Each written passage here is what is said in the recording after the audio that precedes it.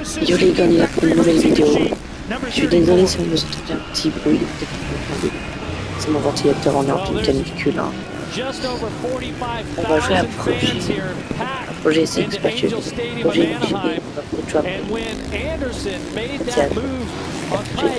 That was for four even. The crowd was coming alive. Now let's see. Oh, that could have been massive. Comes off. Oh, wow, was that close, Jeff? Yeah, and that's the same section where Dean Wilson had that hard crash. Here it is, right here, because you're trying to jump over and like kind of stay low through all that. That was close. That'll get the heart rate up a bit. And remember, it's just a little mistake like that is what can take you out of this.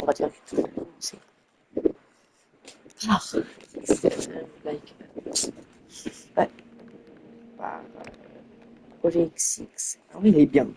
Pull the trigger. He might not have jumped it here in the heat race. He might not feel comfortable with that. Boy, he jumps into those whoops and carries a tremendous amount of speed, Ricky. Yeah, he sure does. He keeps his momentum up, has a lot of speed, gets into him, almost jumps into him, gets on top of him, and floats right through there. Weston Peick, an impressive run in third. Jeff, Weston Peick certainly one of the fittest riders in the entire sport. Well, he is. He definitely has that sort of bulldog image, but what he's done from when we first saw him in Monster Energy Supercross is he's also worked really hard on improving his technique and his skill to match what he can do physically. Peick in third, hasn't had a... Les gars, sont personnalisés. But the top four, they all have weaknesses, and that's why they could beat Ryan Dungey.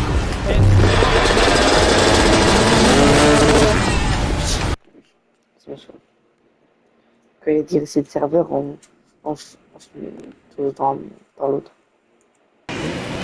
Now, I do find it interesting here with Musquin, and then he's got Anderson just behind him.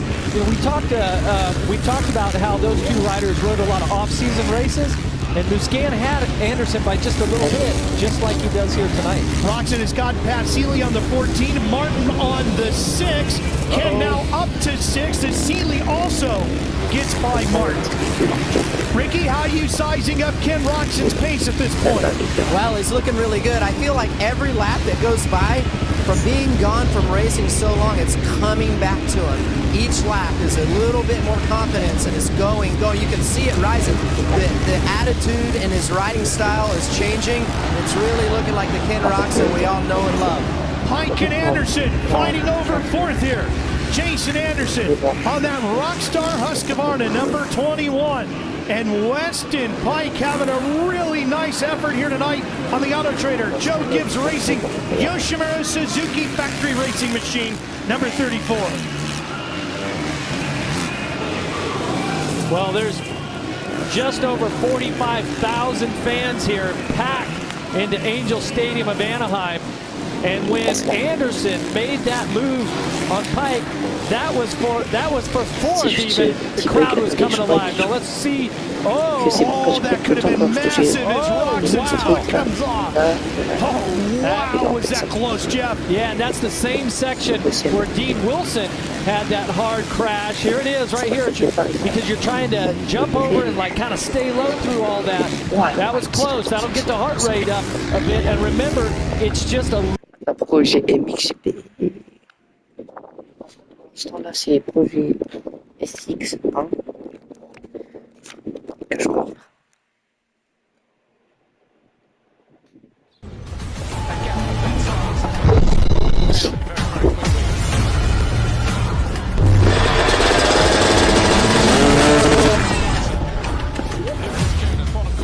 Bogus.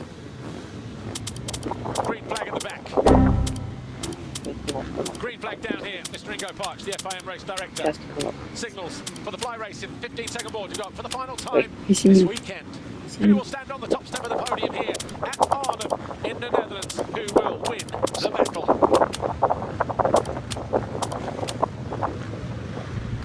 Jeffrey Herman's looking for a 16th Dutch success on home soil. Gates drop.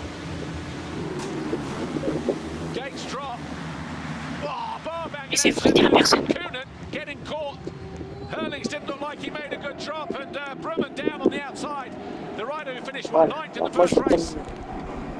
Kodnoff leading the way, but just as we saw in race 1, he and Hurlings battling for the lead. Hurlings quickly by turn 3.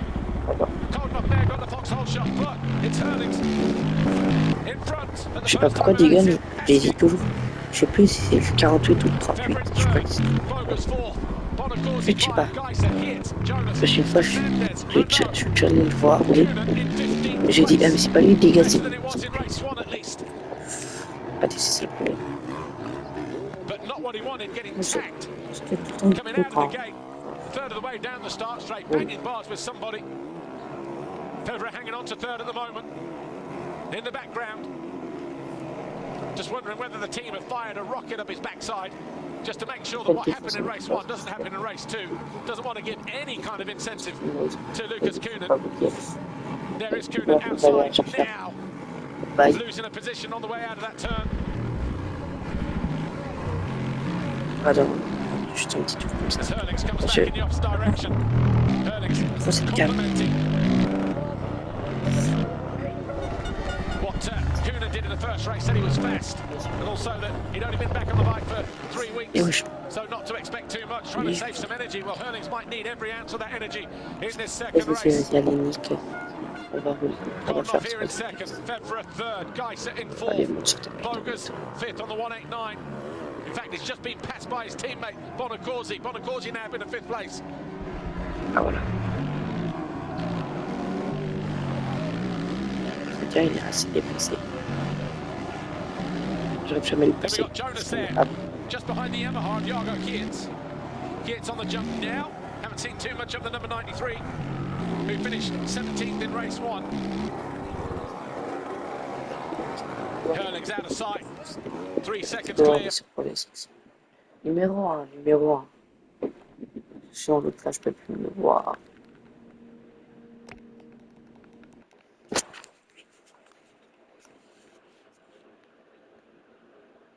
Yeah, and that's the same section where Dean Wilson had that hard crash. Here it is, right here. That was close. That'll get the heart rate up a bit. And remember, it's just a little mistake like that is what can take you out of this championship. And as good as Roczen has been through his career, as fast as he has been at times, he's won main events. He is... he does make those little mistakes, but that time he pulled it off. He's got a tendency to do those little things, and that's because he's pushing the limits right now.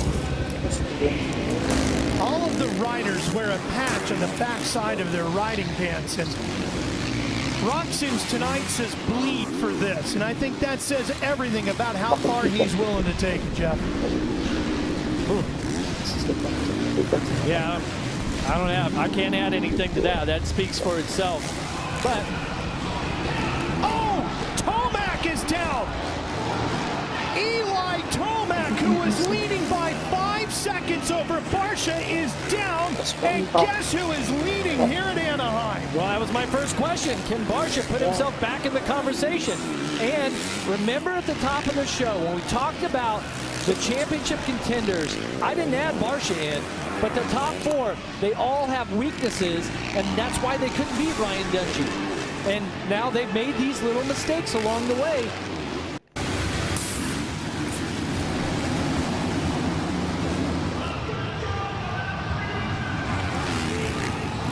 The whole shot goes to Tomac. Barcia's right there with him. Around the outside goes Barcia. He's solidly in second. Martin's there in third. Oh, Musquin gets to the inside of Anderson, and that's going to back him up just a little bit. Remember, Anderson and Barcia were your heat winners. Roczen's a little bit deeper in the field.